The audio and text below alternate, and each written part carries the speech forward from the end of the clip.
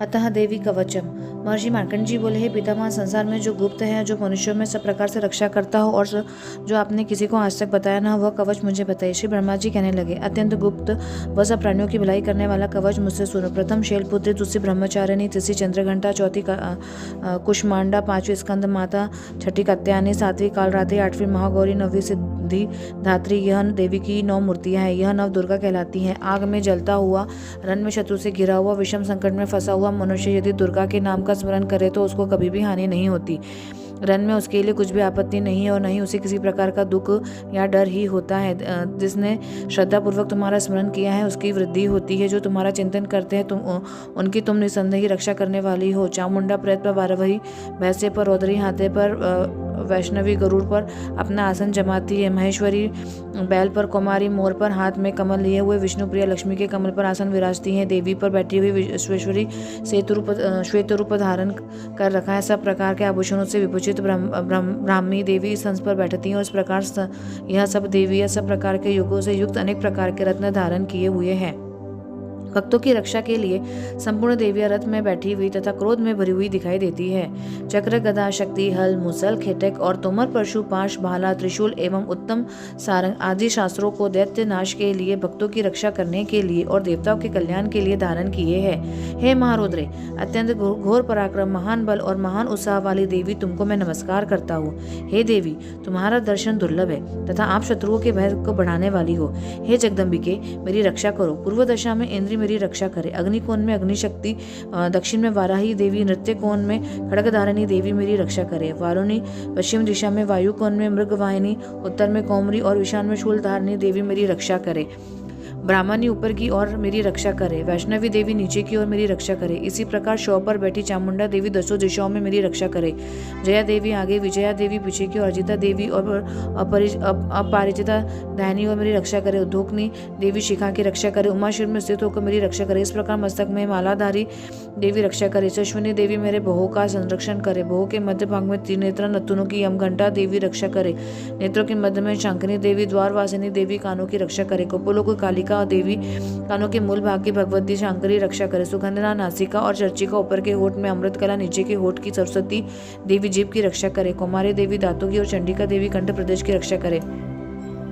चंद्रघंटा गले की घंटी महामाया तालु की रक्षा करे। कामाक्षी ठोड़ी सर्वमंगला वाणी की रक्षा करे। भद्रकाली धनुधरी पीठ की मेरुदंड की रक्षा करे। कंठ के बाहरी भाग की नील ग्रीवा, कंठ की नली की नल कुंभरी रक्षा करे। दोनों कंधों की खड्गनी और वज्रधारिणी मेरी दोनों बाहों की रक्षा करे। दंडनी दोनों हाथों की अंबिका देवी समस्त उंगलियों की रक्षा करे। सुलेश्वरी देवी संपूर्ण नखों की कुलेश्वरी देवी मेरी कुक्षी की रक्षा करे।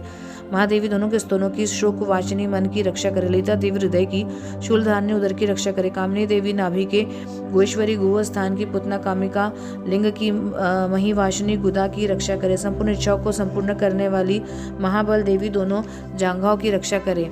विंध्यवासिनी दोनों घुटनों की, तेजसी देवी दोनों पाँवों की, पृष्ठभाग के, श्रीधारी पाँवों की, उंगलियों की, स्थलवासिनी तलवों की, रष्टा कारिलिनी देवी नखों की, ऊर्ध्व केशनी केशों की, बागेश्वरी वाणी की रक्षा करे।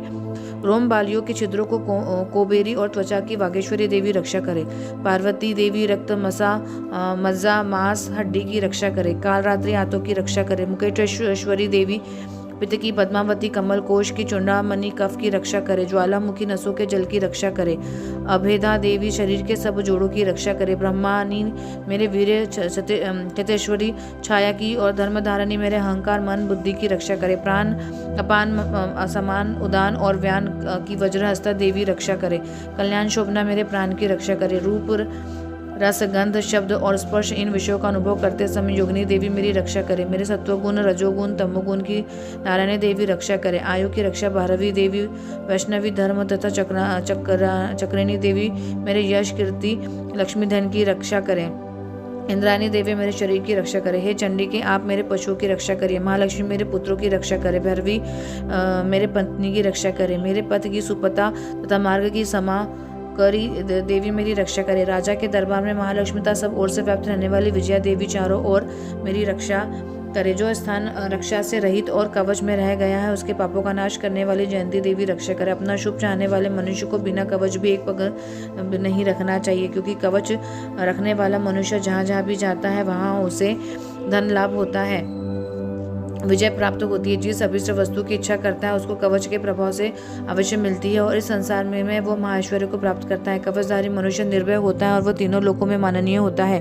देवी का यह कवच देवताओं के लिए भी कठिन है। जो नित्य प्रति नियम पूर्वक तीनों संध्याओं को श्रद्धा के समय पाठन करता है उसे शक्ति प्राप्त देवी की शक्ति प्राप्त होती है। वह तीनों लोगों को जीत सकता है। अकाल मृत्यु से रहित होकर 100 वर्ष तक जीवित रहता है। उसकी लुता चर्मलोक विस्फोट आदि समस्त व्याधियां समूल नष्ट हो जाती है और स्थावर जघम कृत्रिम विष दूर होकर कोई असर नहीं देता। समस्त अभिचारक प्रयोग और इस तरह के जितने यंत्र मंत्र तंत्र आदि होते हैं वो सब कवच के हृदय में धारण कर लेने से नष्ट हो जाते हैं। इसके अतिरिक्त पृथ्वी पर विचरने वाले भूचर नभचर जलचर प्राणी उपदेश मात्र से सिद्ध होने वाले निम्न कोटि के देवता जन्म के साथ प्रकट होने वाले देवता कुल देवता कंठमाला आदि डाकिनी शाकिनी अंतरिक्ष में विचरने वाले अत्यंत बलवती भयानक डाकनीय ग्रह भूत यक्ष गंधर्व राक्षस ब्रह्म राक्षस वेताल कुष्मांड और भैरव आदि अनिष्टकारक देवता भी उस मनुष्य को जिसने अपने हृदय में यह कवच धारण किया हुआ है देखते ही भाग जाते हैं। इस कवच को धारण करने से मान और तेज बढ़ता है। जो मनुष्य इस कवच का पाठ करता है उसके पश्चात सप्तशती चंडी का पाठ करता है उसका यह जगत में विख्यात होता है। और जब तक वर्ण पर्वत कानादि इस मंडल पर स्थित है जब तक वह पुत्र पौत्र आदि सनातन परंपरा बनी रहती है। फिर देहांत होने पर ऐसा मनुष्य परम पद को प्राप्त होता है और देवताओं के लिए जो भी कठिन और अत्यंत सुंदर रूप से धारण करके भगवान शंकर के साथ आनंद करता हुआ परम मोक्ष को प्राप्त करता है।